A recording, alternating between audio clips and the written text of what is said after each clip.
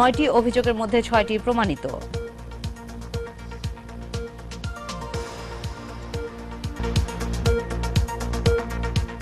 চলমান সহিংসতা বন্ধে বিশ্বের গণতান্ত্রিক দেশগুলো আওয়ামী লীগের পাশে থাকবে বললেন সৈয়দ আশরাফ। তত্ত্বাবধায়ক বা নির্বাচন নয়, সন্ত্রাসী আন্দোলন চালাচ্ছে বিএনপি।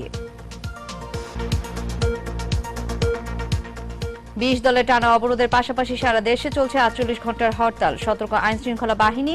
যশোরে পুলিশের সঙ্গে বন্দুকযুদ্ধে 2 জামায়াত কর্মী নিহত।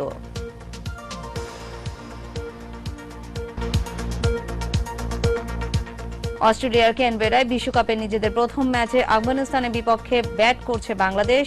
আফগানদের নিয়ন্ত্রিত বোলিংয়ে সাবধানী টাইগাররা।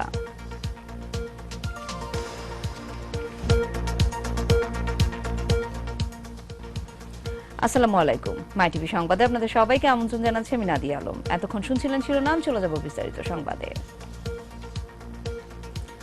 71 মানবতা বিরোধী অপরাধে জামায়াতে ইসলামী নায়েবে আমির মাওলানা আব্দুস সোবহানের ফাঁসির দণ্ডাদেশ দিয়েছেন ট্রাইব্যুনাল। বেলা 11:50 আন্তর্জাতিক অপরাধ ট্রাইব্যুনাল 2 এর চেয়ারম্যান বিচারপতি ওবায়দুল হাসানের নেতৃত্বাধীন 3 সদস্যের বেঞ্চ এ রায় ঘোষণা করেন।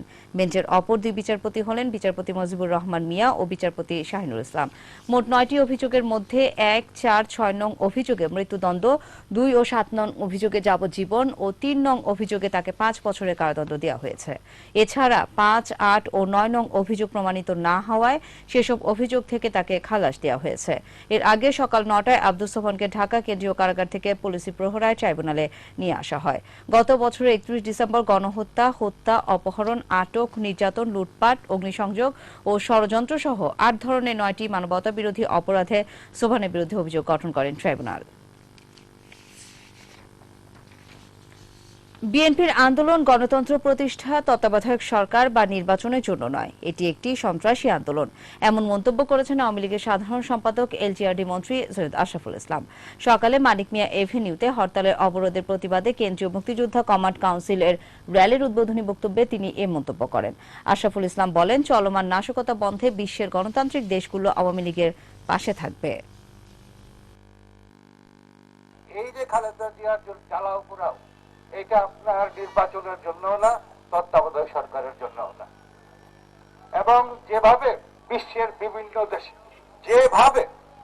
যেভাবে আপনার তাণ্ডব লীলা তারা চালিয়ে যাচ্ছে, বাংলাদেশ তার একটা অংশ। সারা পৃথিবীর শান্তিপূর্ণ মানুষ, গণতান্ত্রিক দেশগুলির মানুষ আজকে সবাই ঐক্যবদ্ধ হয়েছে। সারা বিশ্বকে একসঙ্গে সেই আন্দোলনের সঙ্গে আমরা পাবো। দেশব্যাপী 72 ঘন্টা হরতাল শেষ হবার সাথে সাথে আবারও নতুন করে বিএনপির ডাকা 48 ঘন্টার হরতাল চলছে।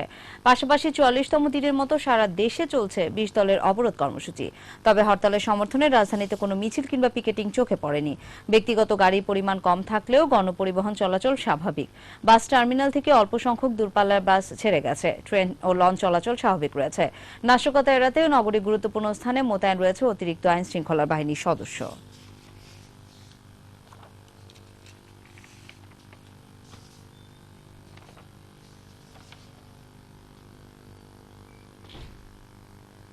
যশোরের মনিরামপুরের বেগারীতলায় পুলিশের সঙ্গে বন্দুকযুদ্ধে 2 জামায়াত কর্মী নিহত হয়েছে। এ ঘটনায় পুলিশের 4 সদস্য আহত হন।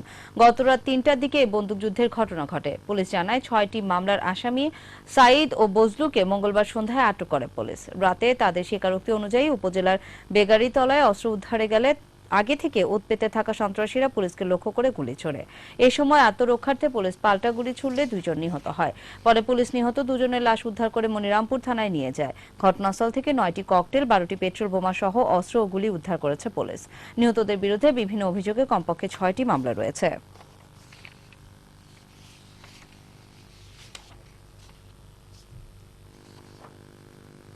রাজশাহী মহানগরীর 30 নম্বর ওয়ার্ড যুবলীগের সভাপতি মেহেদী হাসান ইয়ামিনের হাত পায়ের রগ কেটে দিয়েছে দুর্বৃত্তরা। এ সময় মতিহার থানা ছাত্রলীগের সদস্য ইস্তিয়াক আহমেদ ঈশার পায়ে গুলি ও হাতের আঙ্গুল কেটে দেয় তারা। প্রত্যক্ষদর্শী ও পুলিশ জানায়, গতরাত 10টার দিকে হক ডিগ্রি কলেজের সামনে আড্ডা দিচ্ছিলেন আওয়ামী লীগ ও এর অঙ্গ সংগঠনের নেতাকর্মীরা। এ সময় আকস্মিকভাবে 15 থেকে 20 জন দুর্বৃত্ত ঘটনাস্থলে উপস্থিত হয়ে বেশ কয়েকটি বোমার বিস্ফোরণ ঘটায় ও ইয়ামিনকে ধারালো অস্ত্র দিয়ে আঘাত করে। পরে তাদের আশঙ্কাজনক অবস্থায় উদ্ধার করে রাজশাহী মেডিকেল কলেজ হাসপাতালে ভর্তি করা হয়। তবে চিকিৎসক জানিয়েছে ইয়ামিনের অবস্থা আশঙ্কাজনক।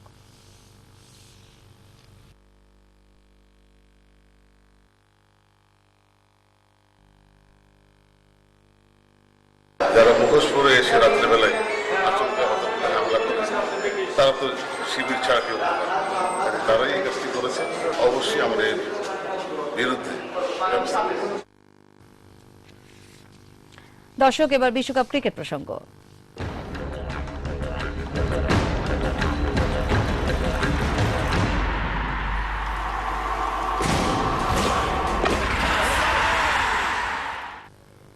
ক্যানবেরা বিশ্বকাপে নিজেদের প্রথম ম্যাচে আফগানিস্তানের বিপক্ষে টসে জিতে ব্যাট করছে বাংলাদেশ। শেষ খবর পাওয়া পর্যন্ত টাইগারদের সংগ্রহ 4 উইকেটে 195 run.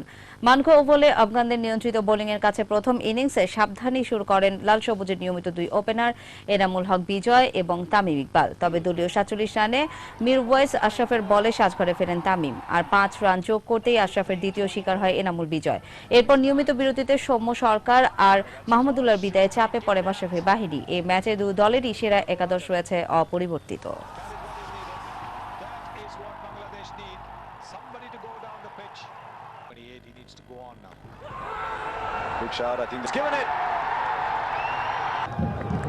Edge and taken by the... Well done, yes. What a good change he is. Invited to come and bowl and pick up wickets. And 21-এর বইমেলায় বিক্রি বেড়েছে আশানুরূপ। প্রকাশক, বিক্রেতা ও লেখকরা আশা করছেন শুক্র ও শনিবার থেকে তিল ধারণের ঠাঁই থাকবে না মেলায়।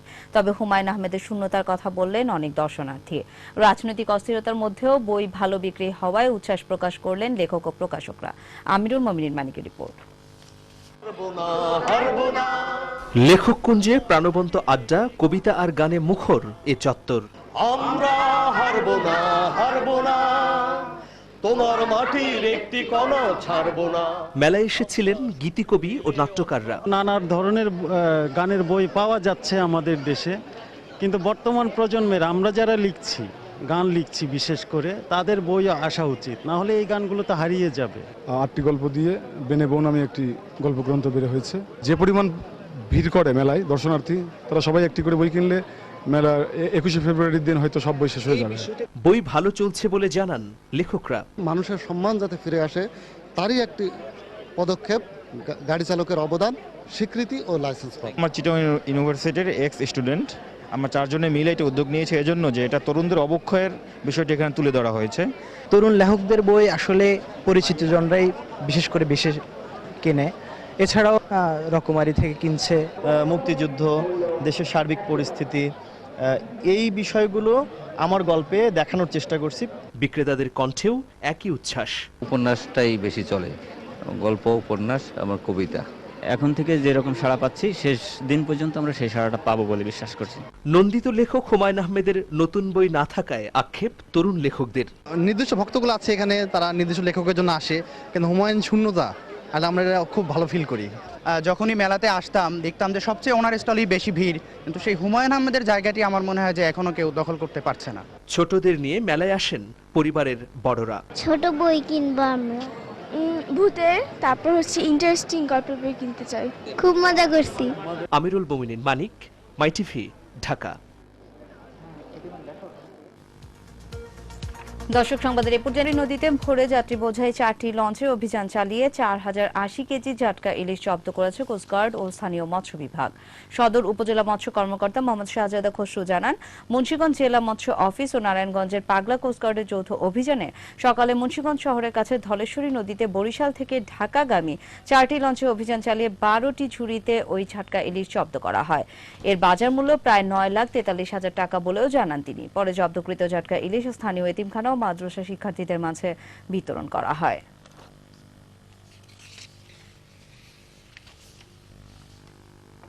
জানাবো আন্তর্জাতিক সংবাদ।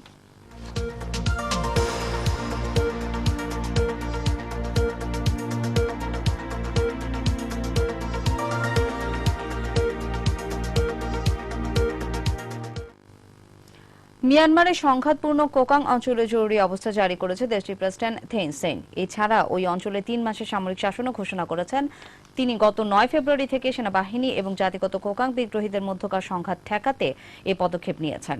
গুরুতর পরিস্থিতির সৃষ্টি হওয়ায় মানুষের জীবন বিপদাপন্ন হয়ে পড়ার কারণে এই জরুরি অবস্থা ঘোষণা করা হলো বলে মিয়ানমারের তথ্য মন্ত্রণালয়ের এক বিবৃতিতে জানানো হয়। মিয়ানমার ন্যাশনাল ডেমোক্রেটিক আর্মি দলের প্রধান এবং কোকাং বিদ্রোহী নেতা ফোনা কায়াসেন চীনে 5 বছরের নির্বাসন শেষে সম্প্রতি দেশে ফেরার পর থেকে এই সংঘাত শুরু হয়েছে।